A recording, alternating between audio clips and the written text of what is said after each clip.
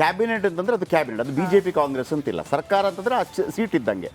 ಈಗ ನಾವು ಹೇಳ್ತೇವಲ್ಲ ಇಂದ್ರ ಅಂತಂದ್ರೆ ಇಂದ್ರನ ಒಂದು ಸೀಟ್ ಇದ್ದು ನಾವು ಹೇಳ್ತೀವಲ್ಲ ಇಂದ್ರ, ಅಲ್ಲಿ ಇಂದ್ರ ತುಂಬ ಜನ ಬಂದು ಹೋಗಿರ್ತಾರೆ. ಪ್ರಧಾನಿ ಅಂತಂದ್ರೆ ಅಲ್ಲಿ ಆ ಪ್ರಧಾನಿ ಸೀಟ್ ಅದು. ಅಲ್ಲಿ ಈಗ ನರೇಂದ್ರ ಮೋದಿ ಇದ್ದಾರೆ ಅನ್ನೋ ರೀತಿಯಲ್ಲಿ. ಈಗೇನು ಅಂತಂದರೆ ಈ CBIಗೆ ಕೊಡಬೇಕು ಅಂತಂದರೆ ಕ್ಯಾಬಿನೆಟ್ ಅಪ್ರೂವಲ್ ಕೊಡಬೇಕಾಗುತ್ತೆ ಈಗ. ಆದರೆ ಇಲ್ಲೇನಿದೆ, ಈಗ ಗಣಪತಿ ಕೇಸ್ ಬಂತು, DK ರವಿ ಕೇಸ್ ಬಂತು. ಆಗೇನು ಕೋರ್ಟ್ ಹೇಳಿಲ್ಲ CBI ಕೊಡಿ ಅಂತ ಹೇಳಲಿಲ್ಲ. ವಿರೋಧ ಪಕ್ಷಗಳು ಡಿಮಾಂಡ್ ಮಾಡ್ತು.